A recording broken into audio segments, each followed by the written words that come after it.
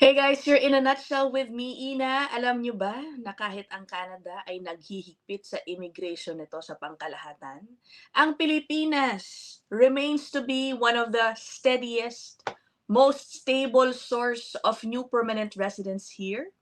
O, 'di ba? Nakakatuwa naman. It's good news for me, no? Because it tells us that Canada acknowledges and appreciates the skills offered by Filipinos who express their interest in becoming PRs here. Kung ikukumpara sa ibang mga tao mula sa ibang bansa na nag express rin ng interest makatira dito permanently. Ang balayan po ng ating diskusyon ay official data from the Government of Canada. Okay, dito ko po yan kinuha. Alam nyo bang ina-upload po regularly ang updates tungkol sa mga PRs na tinatanggap po. And then in different categories, in this case, we will be analyzing yung source countries na mga bagong PRs. At latest data po ito covering the first 2 quarters of 2026. Kung gusto po ninyo makita yung mismong Excel file, I will show it to you, no? Ito po yan. Pag i-download po yung naka-attach dun sa Open Data Portal, ito po ang lalabas. Okay, medyo meticuloso. Ayan, nakita niyo yung nasa bandang kaliwa, Country of Citizenship. Ang title po yung nasa pinakataas, no? Admissions of PR by Country of Citizenship from January 2015 to May 2026. Okay, pero wag po kayong mag-alala. I will summarize this information for you and we will only be tackling yung past 5 years, okay, and also the top 5 source countries during this period. Nag-prepare po ako ng graphics para mas madali po nating maintindihan. Okay, now if you are asked kung ano ba palagay mo ang bansang may pinakamaraming pinagkukunan ng PRs ng Canada, likely you will answer India. Okay, and you are right. You are right. It is still India. But if you look at it from a different perspective and analyze the numbers, you will learn that while yes, India remains to be a top source of new PRs, pinaka-resilient source naman po ang Pilipinas. Pinaka-steady. Bakit? Sa gitna po ng lahat ng pagbabago sa immigration policy, yung pagbabago po sa bilang ng mga tinatanggap na bagong PR sa Canada, hindi po ito nagbago drastically tulad ng pagbabago halimbawa na nangyari po sa India. Tayo po ang number 2 sa top source country. No? Ang India po, makikita ninyo in a while, yung trend ng kanilang numbers, ang laki na po ng ibinaba.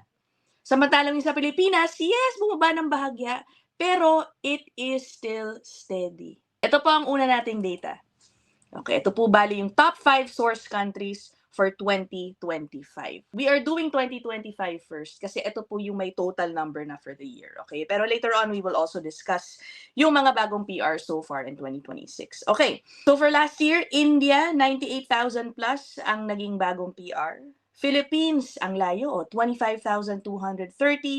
Cameroon, ito po, biglang umakyat sa listahan, okay, almost 23,000 dahil mga French speakers po ito. And as we all know, nakafocus din po ang Canada ngayon sa pagkukuha ng mga French speakers. Okay? And then pang-apat, China, pang-lima, Nigeria. Now, to understand what's really happening, let's go back 5 years para makita natin yung trend. Ito po yung sa India. Tingnan ninyo, from 2021 up to 2025. Una, it's clear, dominant immigration source for years ang India, no? But notice what happened after peaking at nearly 140,000 no, noong 2023. Ang laki ng binaba in just 2 years. 2025, hindi na po sila umabot ng 100,000 new PRs. That's a drop of almost 30%, 30, no? And of course, we can attribute this to the tightening of immigration policy here in Canada.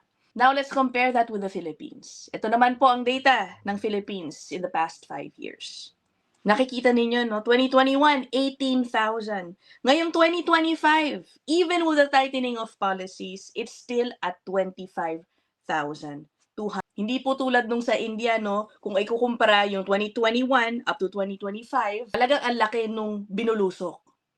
Doon po nauna sa India, no? From 2023 to 2025, ang laki ng ibinaba. Pero dito po, halos same level, no?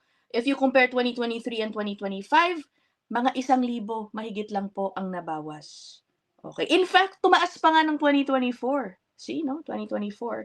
And then, bumaba po nitong 2025. Of course, we cannot expect naman na amidst all this tightening of immigration policy, wala talagang epekto ito sa Pilipinas. Meron at meron. What we are trying to point out is that hindi po kasing drastic ang epekto nito sa pagkuha ng Canada ng mga PRs mula sa Pilipinas. Ngayon, i-compare naman po natin with China, yung third top source country.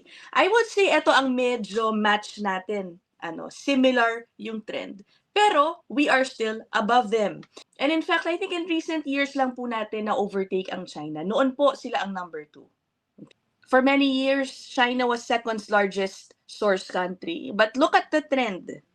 In 2021, kung ikukumpara po sa Pilipinas, marami ng 13,000 ang kinuhang PR mula sa China. Pero nung 2023, yung difference na yun, lumiit. Naging 5,000 na lang yung difference. And then in 2024, dun po tayo nag-overtake sa China. And then 2025, medyo lumaki na yung gap. Mas marami na ngayon ang kinukuha mula sa Pilipinas compared sa China. Now let's go to the quarterly comparison. Quarterly po muna tayo ng 2025. Parang same yung trend doon sa year-on-year over the past 5 years. Yung India, it declines sharply every quarter. From 31,000 plus to 27 to 23,000 and then 15,000 na lang po in the last quarter of 2025. Samantalang sa Philippines, 7,000, 6,000, 6,000, 5,000. Nakita nyo? Hindi kasing drastic yung pag-decline. Sa China, sabi ko sa inyo, medyo similar ng sa Pilipinas. It's just that mas marami lang po talaga rin kinukuha na ngayon mula sa Pilipinas. Now, let's go to 2026, ang latest data naman po, no? And remember, we only have data until May 2026. Ang gagawin naman po natin ngayon ay yung total na pumasok na po from January to May 2026 at kung ano po yung percentage niyan doon sa total number na kinuha po noong 2025. So from the Philippines, more than 11,000 na po ang nakuhang bagong PR this year. That is already 44% of the 2025 total. Sa India, mahigit 36,000, no? Almost 37,000 na po ang naging PR sa kanila this year. Pero 37% lang po ito. Mas mababa, no? Nung total nila last year. China, almost 8,000 ang kinuha. And similar to India, 38% po yan ang total naman po na kinuhang PRs from them last year. So in short, the Philippines is actually running ahead of these two countries when we measure the numbers against last year's numbers. That's another indication na steady at stable source po tayo ng new PRs ng Canada. So what do you think about this? How do these numbers make you feel? Surprised ba kayo sa trend na ito? Syempre hindi po natin alam if this trend will continue all the way to the end of 2026 or 2027. For me, syempre again, good news yan because it acknowledges that the skills of Filipinos are appreciated here, na kailangan po ng Canada ang skills offered by many Filipinos. And that, second point, this also tells me that Filipinos immigrate to Canada through pathways that are prioritized by the Canadian government. Economic pathways prioritized by Canada. So, let me know what you guys think. I'll end this episode here. I'll see you guys in the next one. Bye!